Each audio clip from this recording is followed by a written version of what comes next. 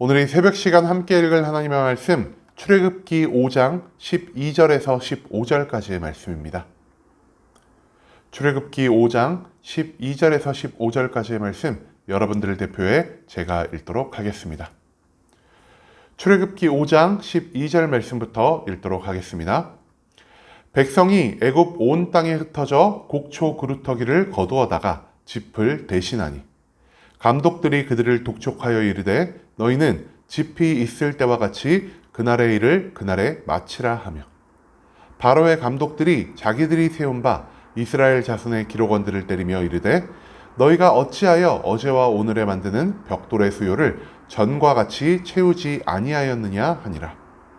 이스라엘 자손의 기록원들이 가서 바로에게 호소하여 이르되 왕은 어찌하여 당신의 종들에게 이같이 하시나이까. 아멘. 이 시간 우리는 왕대 하나님이라는 제목을 가지고 오늘 우리가 읽은 하나님의 말씀 함께 나누는 시간 갖도록 하겠습니다. 40년 동안 미디안에서 양치기로 살아가던 모세 앞에 하나님이 불꽃의 모습으로 임재하셨습니다. 그리고 하나님은 이스라엘 백성을 구원하고 그들과 부모, 자식 간의 관계를 새롭게 정립하기 위하여 모세를 선택하여 그를 애굽 땅에 보내고자 하셨습니다. 하나님의 온전한 인도하심에 따라 애굽에 도착하고 바로 앞에 선 모세는 바로 앞에서 하나님의 이름을 선포하며 하나님의 백성 이스라엘을 광야 땅으로 보내 하나님께 제사를 드리게 허락해달라는 요청을 올리게 됩니다. 하지만 바로는요, 모세의 그 요청에 이렇게 반응합니다. 내가 도무지 너가 말하는 신 하나님이 누군지 알지 못하겠노라라고 말이죠.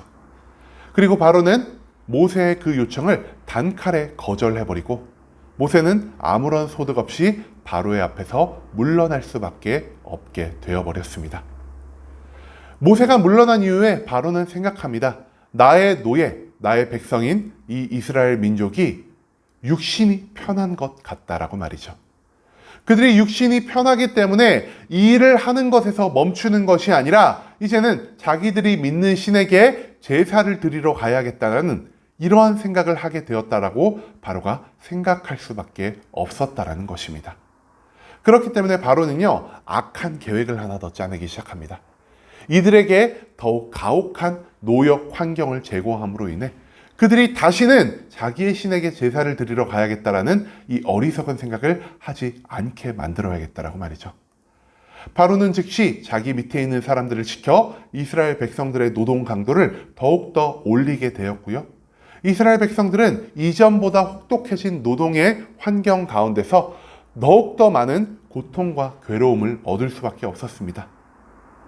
그들의 계속된 고통과 괴로움 가운데 이스라엘 백성들은 바로 앞에 나아오려고 하였고 바로를 만나 그의 자비를 구하려 하였다는 것을 우리는 오늘 본문 말씀 가운데서 발견할 수 있을 것입니다.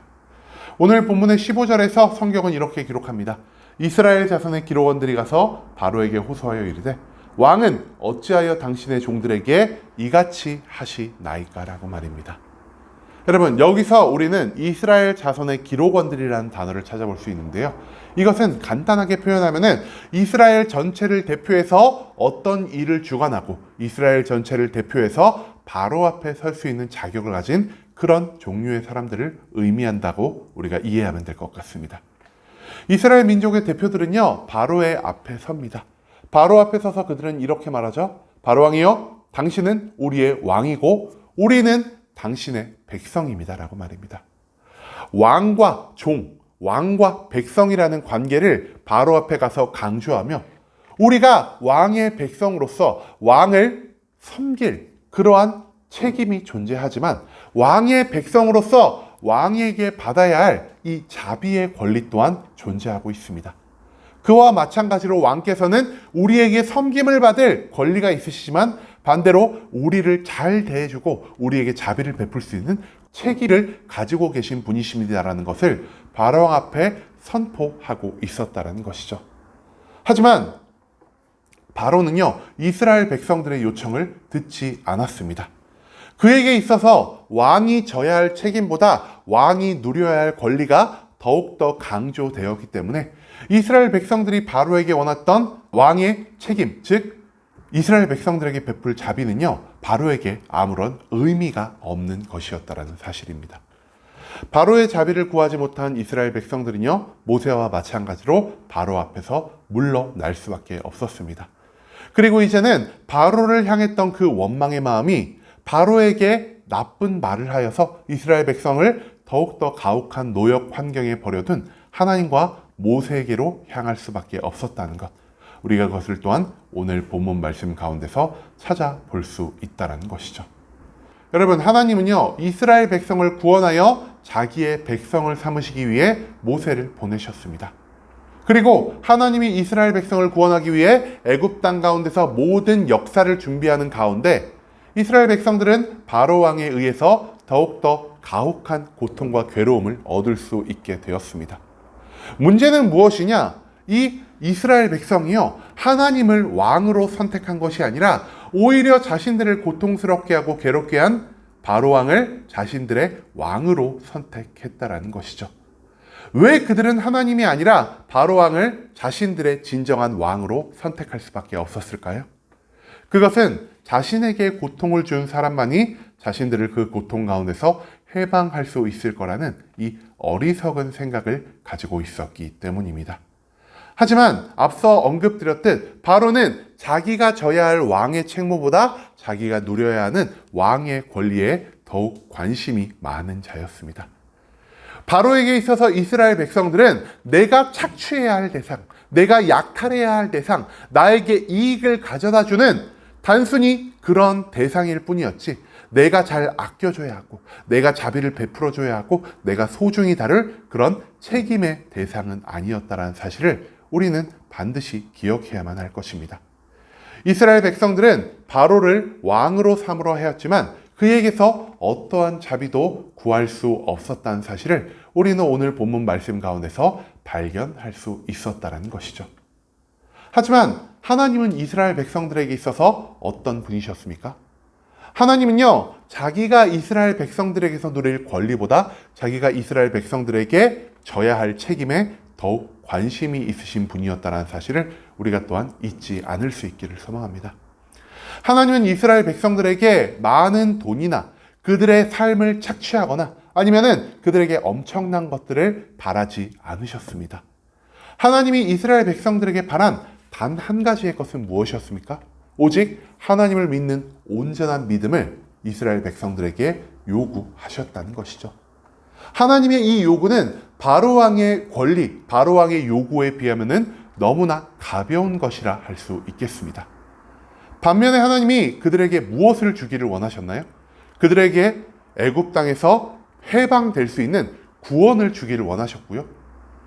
그들을 하나님의 자녀가 되게 만들어줄 수 있는 놀라운 축복을 주길 원하셨습니다. 즉, 하나님이 그들에게 주고자 하셨던 것은 구원과 축복, 그리고 하나님이 그들에게 베풀 수 있는 모든 좋은 것이었다는 사실을 우리가 또한 잊지 않을 수 있기를 소망합니다.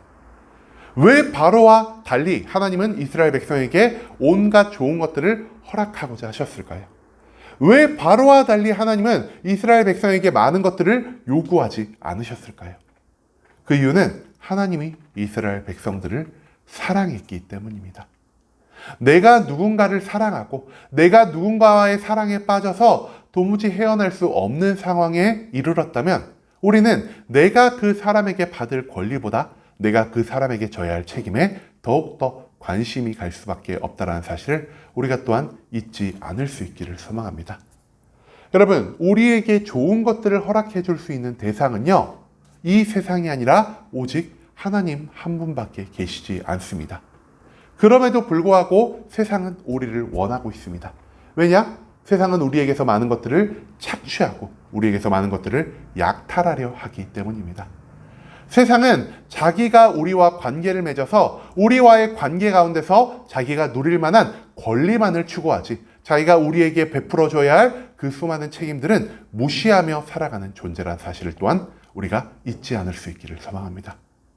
세상이 우리를 원하는 것처럼 하나님도 우리를 원하십니다. 하나님은 우리에게 좋은 것들을 허락해 주기 위해서 우리를 사랑하기 때문에 우리와 자녀와 아버지의 관계를, 우리와 백성과 왕의 관계를 맺고자 하신다는 사실을 우리가 또한 잊지 않을 수 있기를 소망합니다.